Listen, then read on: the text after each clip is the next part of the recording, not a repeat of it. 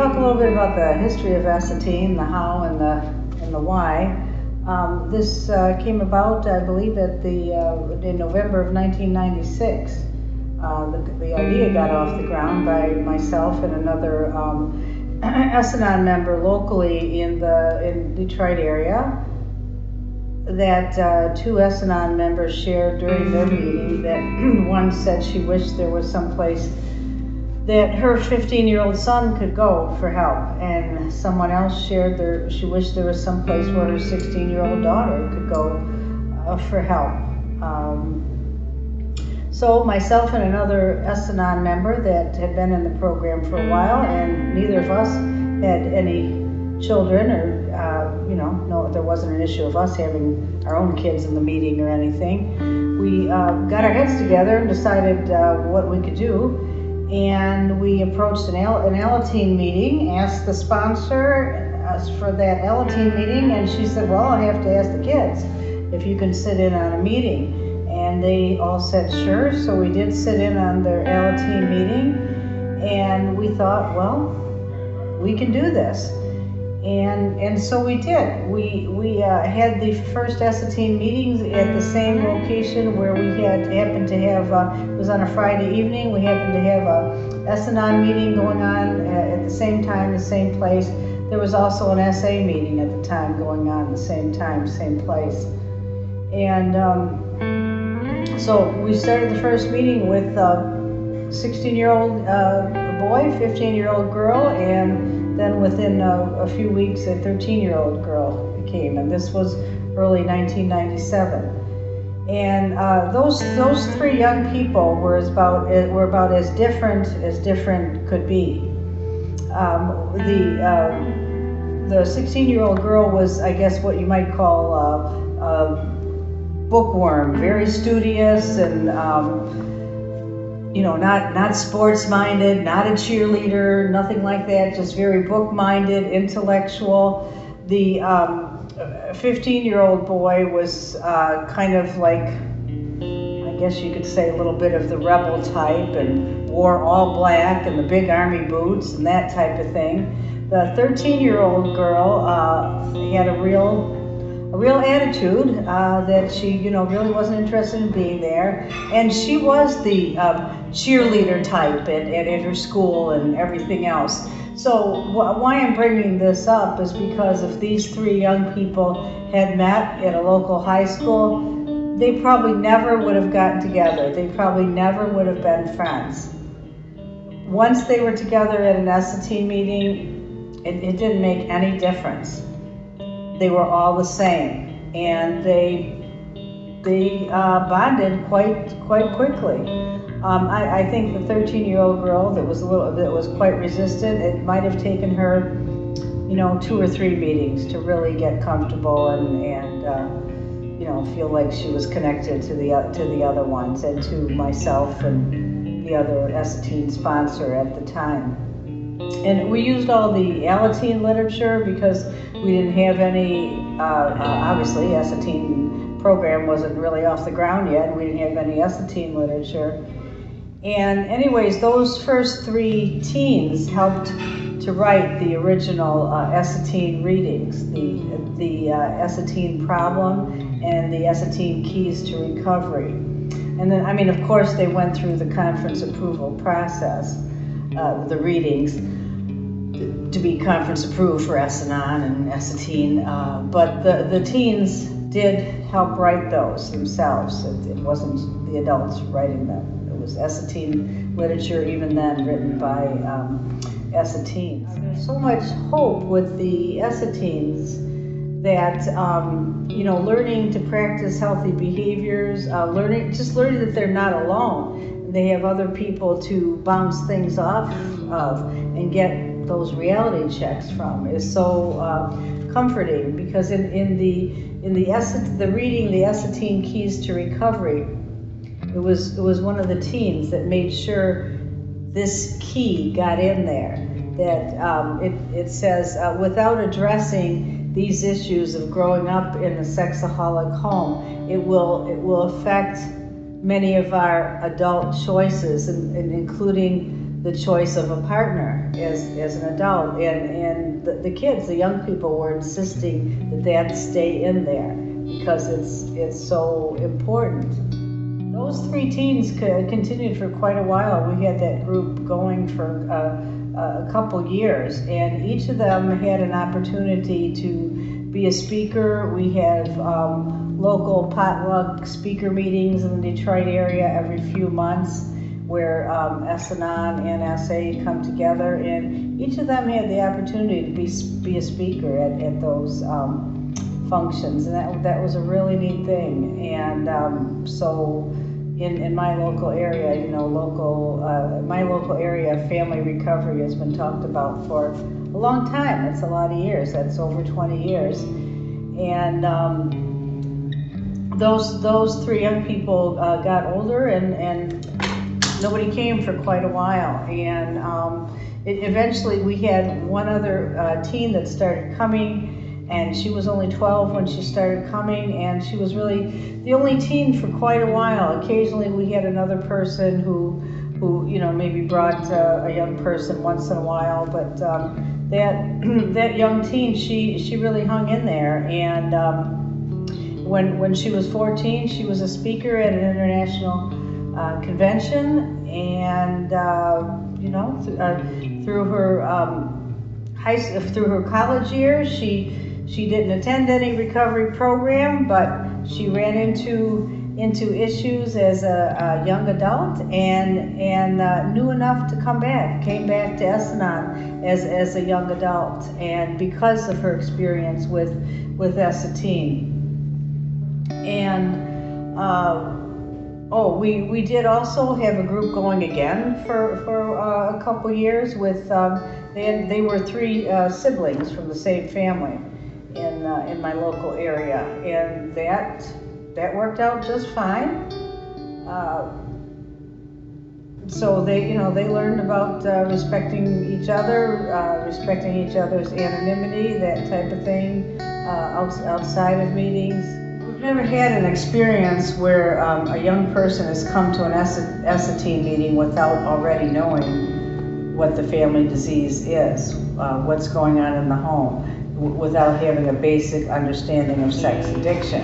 As a matter of fact, we tell people that who are parents that, just dropping kid off at an S-Ateen meeting, or coming to a weekend convention with your teens without them having some basic understanding of the family disease of sex addiction is not at all recommended. So the kids come to the meetings, they already know basically what the family disease is, and they're not in the meetings talking about any sexual acting out things. They're in the meetings talking about why they're so angry at their mom, why they're so angry at their dad, and how they're learning to deal with that or cope with it better, or why are they still so interested or have this crush on this guy or girl at school and feel like they have to chase after this person when this other person is not even acting like they're interested in them, and when I hear things like that, it's like, whoa, I did that when I was a teenager, but I didn't have anybody to get reality checks from, or they're talking about how issues they have with their friends, and just picking the right friendships, and why does everybody come to me with their problems and think that I have it all together? And I hear young people being able to say, well, I told my friend that I don't have all the answers to your problems. When I was a young person, I couldn't have done that. I had to pretend like, make up answers or pretend like I had all the answers. And, it's great because the young people are figuring out what they need to do. They're talking about having boundaries. They're talking about, things we talk about at S-Anon meetings too, and just healthy communication, having healthy boundaries. They're learning that it's okay whatever they're feeling. If they're feeling sad or angry, and they can be sad or angry when they're feeling that way. If they're feeling happy, they can be happy. That type of thing. Those are the kind of things that they talk about. They talk about, problems that are going on at school, problems they're working through with their friends, decisions they're making as they're 15, 16, 17 years old. Some of them are talking about, I'm learning that I don't have to be a substitute mom or a substitute dad to my little brother or my little sister. They're talking about those kind of things. They're talking about how they might already have a overdeveloped sense of responsibility in their home, and they're only 14, 15 years old. They're not talking about any details of anybody's sexual acting out. So that's, that doesn't come up at meetings. Unfortunately, right now, there are not any face-to-face meetings happening in the U.S., and I hope that changes very soon, because at these international conventions where I'm at right now, we do have face-to-face S-Ateen meetings. There's been S-Ateen presence at international conventions for, actually probably since the late 90s, and we've had several different S-Ateen speakers. The issue is, once the teens go back home, there needs to be adult S-Anon members willing to start an S-Ateen meeting. Once the meetings are going, the adult S-Ateen sponsors, they don't lead the meetings, the kids lead the meetings, but for just safety reasons and offering some guidance, there needs to be 2 adult S-Anon sponsors at the meetings. That's also helpful, not only just for safety reasons, but myself as an adult S-Ateen sponsor, sometimes I need to debrief with somebody after an S-Ateen meeting. Some things get stirred up for me, and because of anonymity, I wouldn't talk to just any other program member about what somebody shared at a meeting or what happened in a meeting, but I can talk to the other sponsor that was in that meeting. So that it's real helpful for that reason too, that some feelings get stirred up in me from my own teen years or childhood years. At these conventions, the face-to-face meetings are just so wonderful, and even though at this time, in the summer of 2018, there aren't any face-to-face meetings, we encourage the teens, especially once they've been to a convention, to stay connected with the S-Ateen online community, and part of that online community is having live voice phone meetings right now it's every Sunday evening. And on those phone meetings, there are 2 adult S-Ateen sponsors as well. Again, the young people lead the meetings, not the adults. And it's great. It's not as wonderful as face-to-face meetings, but it is wonderful because the young people are connecting with each other, and from all over the U.S. and Canada, they can connect at least by phone. We encourage when they're at the conventions to exchange phone numbers and email addresses and stay connected with each other. We're encouraging them to work the steps on the phone meetings through the online community. We have a step meeting every week that allows time for writing on the step and then sharing. So we do encourage them to do their own step work. And my hope is that face-to-face meetings get started again, and there needs to be willingness, like I said, for adult S-Anon members to help get the meetings started. It's just been so very rewarding for me, and something I was thinking about and shared with somebody earlier this weekend, that things that took me, a year or so in S-Anon and in therapy to have an aha moment about or get an insight about. It takes the young people about 20 minutes. It's like, oh yeah, I get that.